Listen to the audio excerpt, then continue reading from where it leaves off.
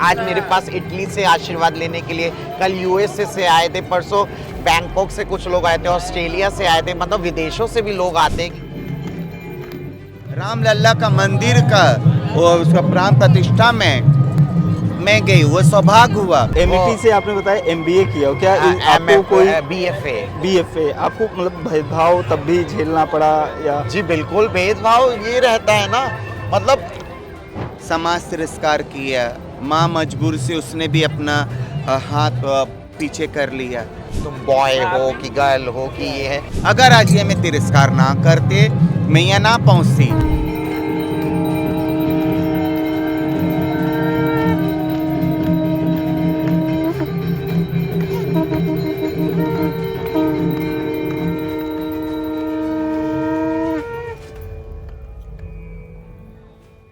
जब भी कुंभ की बात होती है अखाड़ों की। कुल 13 अखाड़े हैं, लेकिन एक अखाड़ा और आया जिसको लेकर काफ़ी सारा विवाद हुआ और इस वक्त हम खड़े हैं उसी अखाड़े के शिविर में, किन्नर अखाड़ा, जो 2016 में बना और इसकी मान्यता को लेकर काफ़ी सारा विवाद हुआ, काफ़ी सारे सवाल उठे। किन्नर समाज के लोगों के द्वारा एक अलग अखाड़ा बनाया गया। क्या है इस किन्नर अखाड़े का कॉन्सेप्ट, क्या विवाद रहे, कैसे काम करता है ये, कितने लोग इससे जुड़े हुए हैं, क्या है इस किन्नर अखाड़े से जुड़े जो सन्यासी हैं उनकी कहानी, ये सब हम आपको बताएंगे इस वीडियो में। हमारे साथ किन्नर अखाड़े की श्री महंत वैष्णवी गिरी जी हैं, हम इनसे बात करेंगे और थोड़ा किन्नर अखाड़े के बारे में जानने की कोशिश करेंगे। खबरगांव पर आपका स्वागत है। जय हो, जय श्री महाकाल। किन्नर अखाड़े के बारे में हमें थोड़ा सा बताइए, इसके इतिहास के बारे में, और ये है क्या, बाकी अखाड़ों से अलग क्यों है ये? देखिए, किन्नर अखाड़ा जैसे कि हमारे सनातन धर्म में 13 अखाड़े हैं, किन्नर अखाड़ा जो है वो सबसे अलग अखाड़ा है, उसको शरण दी है। बहुत बहुत आभार व्यक्त करते हैं हम अपने हरिगिरी जी महाराज जी का, जो कि जूना अखाड़े से, जूना अखाड़े का पूरे, जिन्होंने हमें, जूना अखाड़े ने जो है हमें गले से लगाया, हमें छत्र छाया दी, और आज जूना अखाड़े के साथ ही किन्नर अखाड़े के सारे धार्मिक कार्यक्रम, सारे अमृत स्नान और दिव्यत्व यात्रा सब जूना अखाड़े के साथ होती हैं। और किन्नर अखाड़े का मेन उद्देश्य ये है कि अपने सनातन धर्म की ध्वजा को लहराना, और जो किन्नर समाज के लोग जो कि दूसरे धर्म में परिवर्तित हो गए थे, वह अपने हिंदू धर्म में वापस आके अपने सनातन धर्म को आगे लेकर जाएं और हिंदुत्व और डिवोशन, स्पिरिचुअलिटी को साथ में लेते हुए अपने इस अखाड़े की को और आगे लेके जाएं, ताकि हिंदू जो है हमारा वो उसमें भी जागरूकता फैले और हम अपनी ध्वजा को, सनातन धर्म की ध्वजा को लहरा सकें।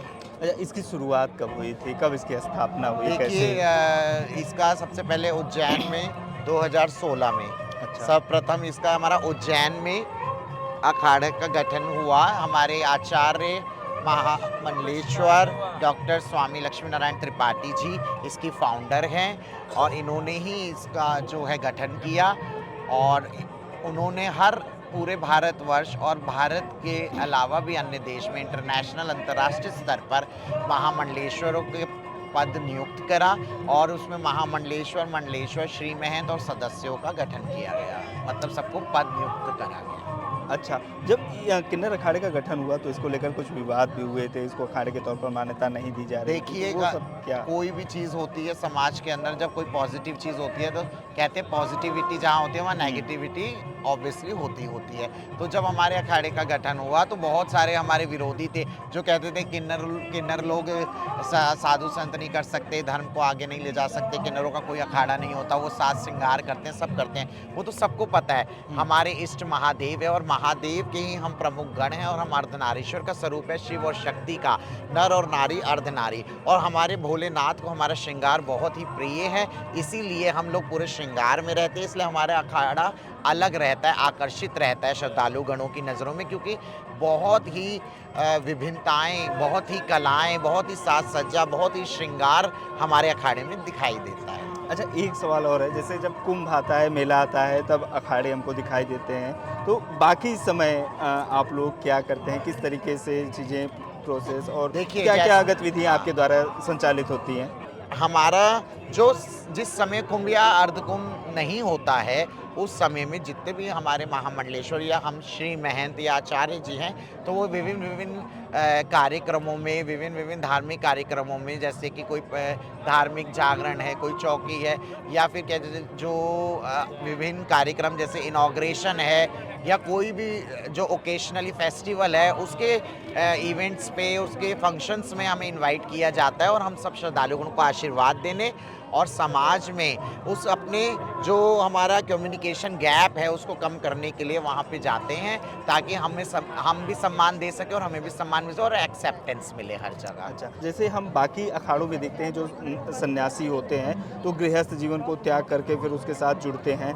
किन्नर अखाड़े में जुड़ने का क्या प्रोसेस होता है, कैसे लोग जुड़, क्या वही प्रोसेस होता है कि आप सन्यास ले लेते हैं जिस तरीके से पूर्वजों का पिंडदान करके? देखिए, गृहस्थ जीवन में कोई पुरुष होता है या महिला होती है, तो वो अपने गृहस्थ को त्याग के फिर साधु या संत का चोला धारण करती है या दीक्षा लेती हैं और अखाड़े में अपने आप को सन्यासी या साधु या संत बनती है। लेकिन किन्नर समाज ऐसा है जो बचपन से ही ब्रह्मचर्य का पालन करता है, ब्रह्मचारी होता है। संत तो वो शुरू से ही होते हैं किन्नर हम लोग। और क्यों? क्योंकि हमारा कहीं विवाह नहीं हो सकता, वैवाहिक जीवन का सुख परमात्मा ने हमारे जीवन में हमें वो सौभाग्य नहीं दिया, तो हम तो एक संत की जीवन तो हम बचपन से ही जीते हैं। और रही बात इसका, जब हम किसी अपने जो हमारे गुरु होते हैं, गुरु के जो शिष्य होते हैं, वो क्या नाम है अखाड़े से जुड़ते हैं और अखाड़े में हमारे आचार्य महामंडलेश्वर हैं, उनके द्वारा जो हमारे यहाँ पे जो विधि विधान से जो हमारे विधि विधान से जो संस्कार है एक पद को नियुक्त करने का वो दिया जाता है। जैसे पिंडदान किया जाता है।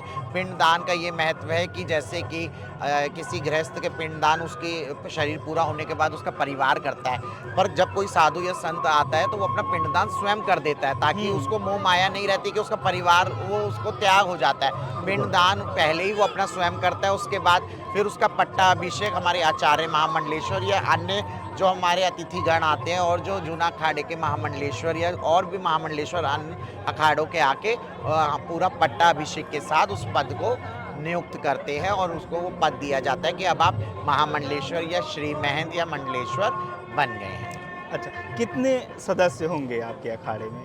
500 से ऊपर किन्नर तो यहीं हो गए, संत साधु संत। और पूरे देश में हर राज्य में महामंडलेश्वर है, हर ज़िले में भी हैं, और साथ ही साथ पूरा इंटरनेशनल लेवल तक हमारा ये अंतर्राष्ट्रीय स्तर पर किन्नर अखाड़ा, अंतर्राष्ट्रीय स्तर पे भी हमारे महामंडलेश्वर नियुक्त किए गए हैं हमारे आचार्य जी द्वारा। किन्नर समाज को हमेशा जो समाज बाकी समाज है वो अलग थलग एक तरीके से देखा जाता है। कोई बच्चा भी होता है अगर तो फिर उसके साथ भी भेदभाव शुरू हो जाता है, एक डर और एक कटाव सा है।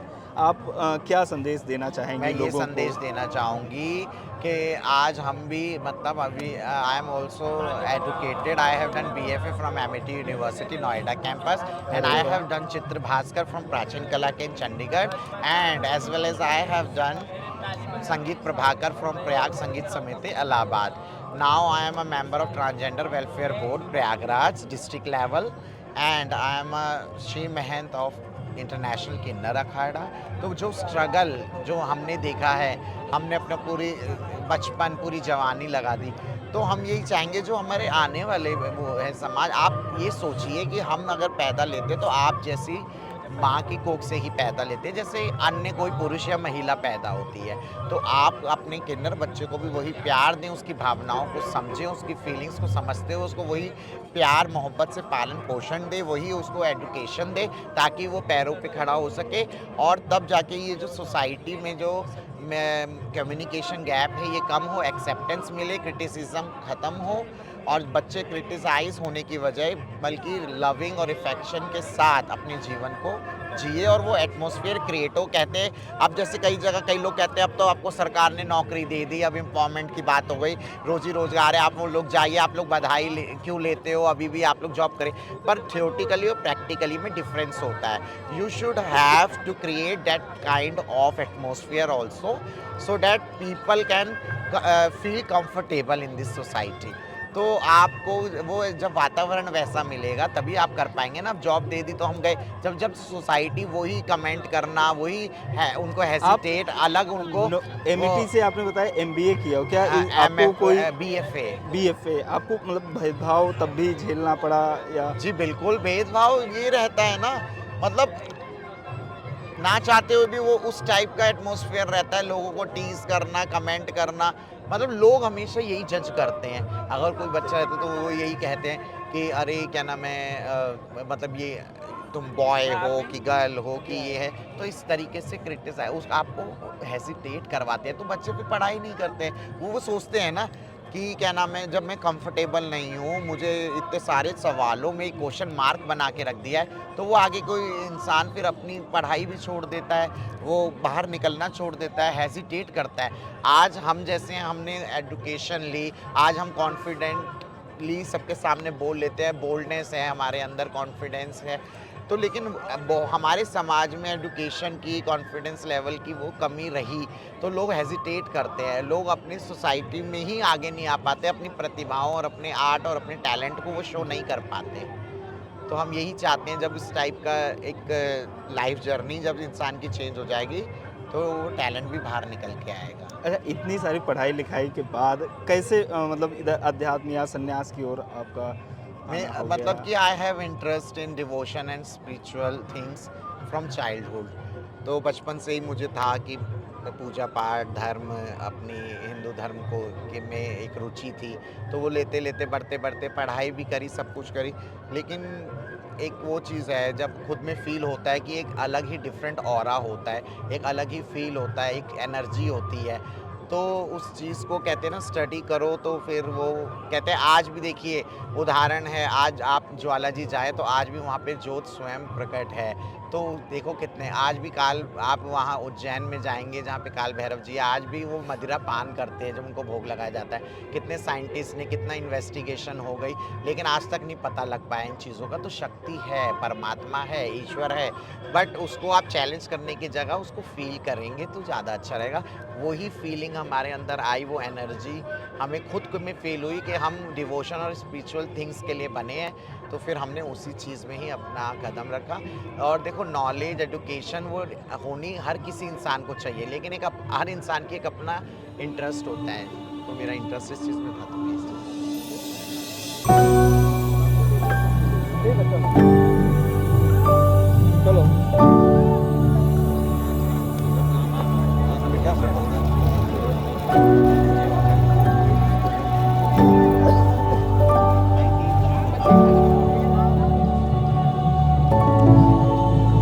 जैसा कि आप देख सकते हैं, इस वक्त लाइन लंबी लगी हुई है, श्रद्धालुओं की कतार लगी हुई है लगातार। जो किन्नर अखाड़े की संत हैं, कंकेश्वरी देवी जी हैं, ये उर्फ किरण बाबा इनका नाम है, और ये लगातार लोगों को आशीर्वाद दे रही हैं। और अभी हम इनसे बात करेंगे और थोड़ा सा किन्नर अखाड़े के बारे में जानने की कोशिश करेंगे। माता जी, किन्नर अखाड़े के बारे में थोड़ा सा हमको बताइए कि जैसे 13 अखाड़े कुंभ के हैं, लेकिन ये अलग से एक अखाड़ा बना, तो फिर उसके बारे में क्या कॉन्सेप्ट है? जय श्री महाकाल। देखिए, किन्नर अखाड़ा अपने आप में है, किन्नर अपने आप में है, और भगवान का, श्री रामचंद्र जी का, बाबा भोलेनाथ, हम शिव के गढ़ हैं, तो ये अपने आप में है।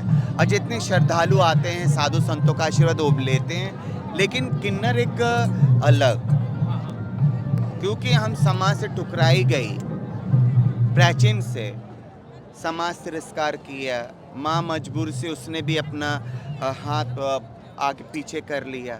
तो हम एक भगवान का एक वरदान है, एक भगवान का हम उसका अंश है।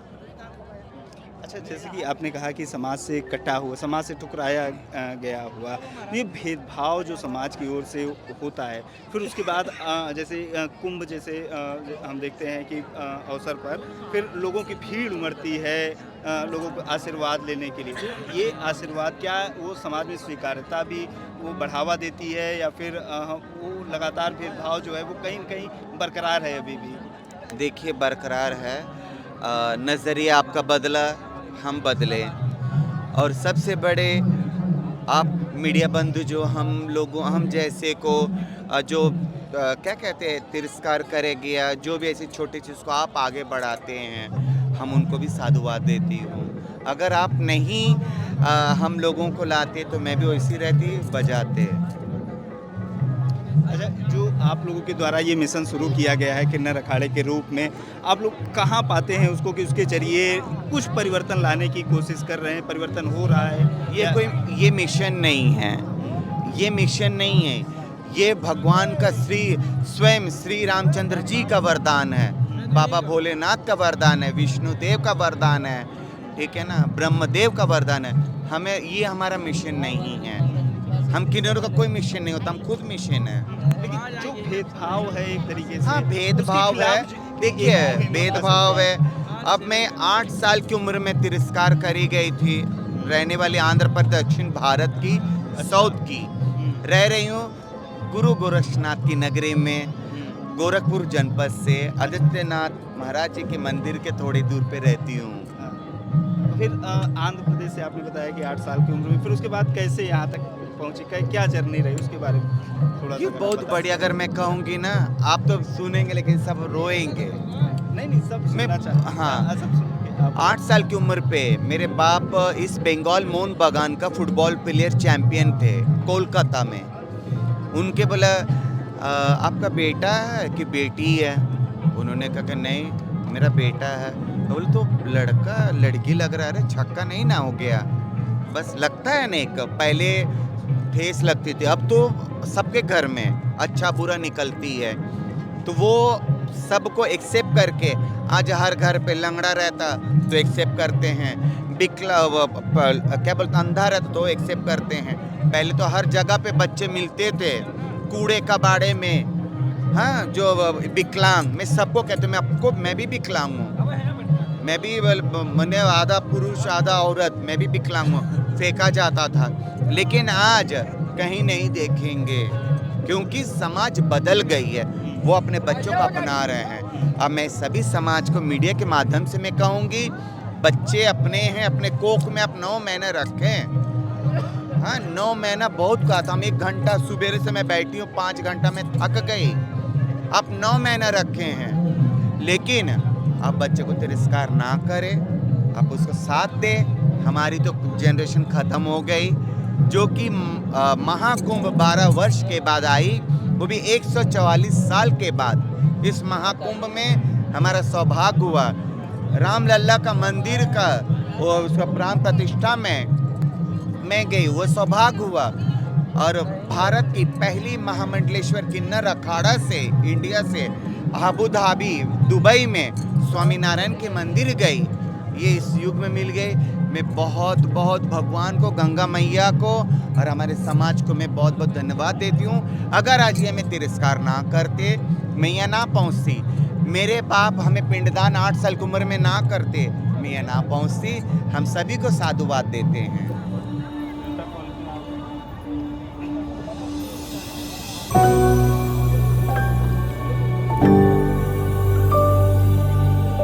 समझ रहे हैं और हमें रिस्पेक्ट दे रहे हैं, और रिस्पेक्ट के साथ साथ हमें वो लव एंड इफेक्शन और वो एक अपनापन दे रहे हैं। 10 में से हम 8% पूरा कहेंगे कि असर पड़ा है। देखो आज आप खुद देख सकते हैं, लाइव एग्जाम्पल, आज कितने श्रद्धालुगण पूरे देश और विदेश, आज हमारे पास, आज मेरे पास इटली से आशीर्वाद लेने के लिए, कल यूएसए से आए थे, परसों बैंकॉक से कुछ लोग आए थे, ऑस्ट्रेलिया से आए थे, मतलब विदेशों से भी लोग आते हैं कि किन्नर अखाड़ा है। हम लोग, उनके अंदर वो रुचि है, वो मतलब एक एक्साइटमेंट है हम लोगों से मिलने की और आशीर्वाद लेने की, and they know what's the importance of blessings from kinnar community.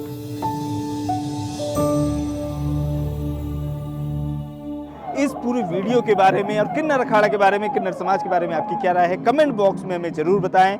बने रहिए खबरगांव के साथ।